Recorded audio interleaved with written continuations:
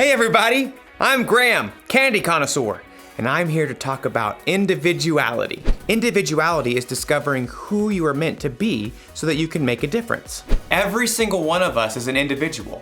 We were all made by God in our own unique ways. When you look at yourself in a mirror, you can see all the work that went into making every little detail. I see you! And it's not just what you look like that makes you an individual. Your whole personality sets you apart from everyone else in the world. You should really look at yourself sometime. Really look at yourself inside and out. Like when I look at myself, I think I'm pretty cool. Like a big bowl of ice cream. And there are things about myself that I like. I love that I'm good at problem solving. I have this ability to understand when something is wrong and immediately think of ideas to fix it. Oh, and I like that I'm funny. Like, have you ever heard of this one? Knock, knock. Oh, right. I need someone in the room for that joke. Anyways, the punchline is, I didn't know you could yodel. Oh, I think I'm funny. Actually, now that I'm really looking, I'm thinking there are some things that I don't like about myself. Like, sometimes I procrastinate. That means when there's something that needs to be done by a certain time, sometimes I wait till the last possible minute to get it done. Oh, and sometimes I have a bad temper. When someone disagrees with me about certain things, I can get really angry really fast.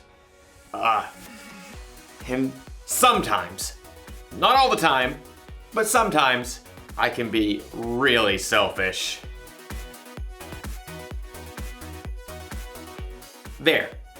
A little cool, a little gross, and a lot messy. That's how I can see myself sometimes. Maybe you see yourself that way. Well, after today's story, you might discover that there's a whole new way to see yourself. Yeah, right. Like I'm really gonna eat that. See? I'm funny. The Bible. It's 66 books of history, stories, letters, and poetry that fit together to form God's one big story. The epic adventure of how He created us and loves us so much that He made a way to rescue us. As we travel through the Bible, from Genesis to Revelation, we discover people who met God and found their lives changed forever. Now, for an amazing story. Inspired by the book of Matthew, chapter 9, verses 9 through 13. Everyone in the shore town of Capernaum knew who Matthew was. You may also call me Levi.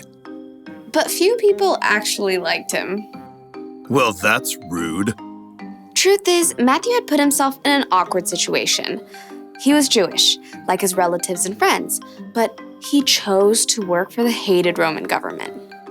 Just trying to make a living. Matthew was a tax collector for the Romans, and tax collectors were known to lie about the amount of money people owed. 5 gold pieces. But it was only 3 last year. 5, and not a shekel less. After collecting money, the tax collectors would keep the extra for themselves. Many of them grew rich by robbing the poorest people in their towns. In fact, tax collectors and sinners were considered to be the same thing. Hey, I work hard. But no matter how hard Matthew tried to polish his own image, deep down, he knew how others saw him. He heard their whispers as he crossed to the other side of the street to pass his booth. I do not know how that man sleeps at night. He's the worst, doing the Romans' dirty work. But one day, the crowds of Capernaum were full of different news. Did you hear about Jesus of Nazareth? The rabbi? He's not only a teacher. This morning, he made a lame man walk. That's just talk. My son was there. He saw it with his own eyes. The whole city was ablaze with the story, and even Matthew, who was tucked away in his tax collector's booth, was fascinated. Maybe the man just had a limp or something? Oh no, this Jesus has real power. He cares about people. Well, maybe. Anyhow, you owe 3 gold pieces. 3? How are we supposed to eat for the rest of the season? Take it up with the governor. I'm just doing my job. I bet Jesus would have something to say to you. Next. Within a short time, the market became even more crowded. Jesus! Jesus is coming this way! From his booth, Matthew craned to see. Though he was curious, deep down, he had to admit that no rabbi would have kind words for him. I'm a fool. Even my own people hate me. Suddenly, the crowds parted. Just down the street, Matthew could see a tall man with a rugged face and piercing eyes. A group of common fishermen followed at his heels. It's Jesus. Matthew watched, waiting for the rabbi to pass him by. Instead, Jesus stopped right in front of Matthew's booth. Rabbi? Jesus looked directly at Matthew, reading every single thought in his heart. Nice day? Not too hot. Not too cold. Jesus kept his gaze fixed directly on Matthew's face. Come, follow me. Shocked, Matthew looked around. The crowd has fallen away. Who? Me? Jesus nodded. Matthew gaped. He had no doubt in his mind that Jesus knew every single thing about him, even everything he'd done wrong. But still, Jesus wanted Matthew to join him. Oh, well, yes.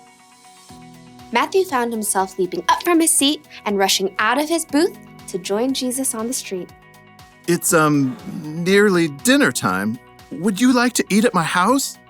To Matthew's amazement, Jesus and his followers turned their steps towards Matthew's home. Quickly, Matthew sent out word to everyone he knew. Come to my house for dinner.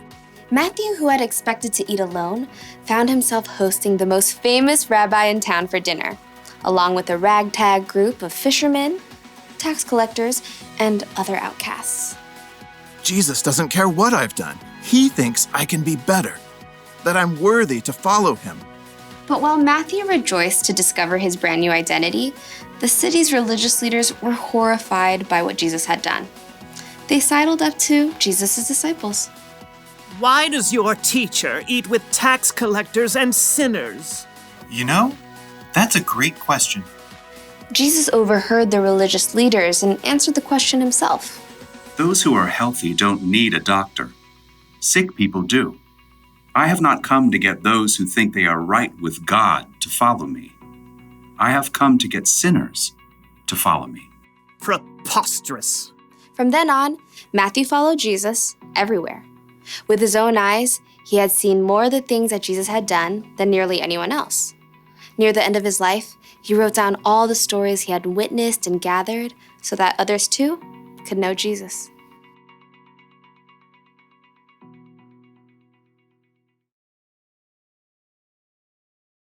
Before he was one of Jesus' disciples, Matthew was a tax collector.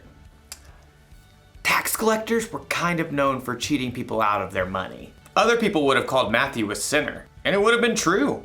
Matthew, like everyone else in the world, sinned, which means he did things that God wouldn't want him to do. I wonder if Matthew saw himself this way. A little gross, a little messy.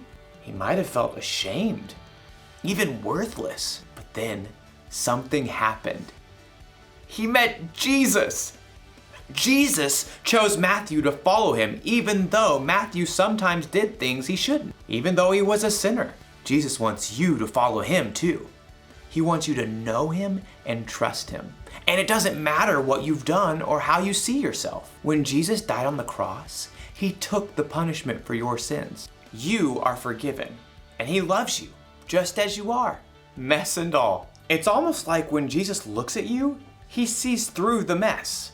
He sees past your mistakes. He sees the individual you that God created. When you believe in and follow Jesus, it can help you see yourself through his eyes. And it's so much better that way. The one thing to remember today is this. Knowing Jesus changes how you see yourself. I definitely like myself a lot better without mayonnaise. Blech. I'll see you next time.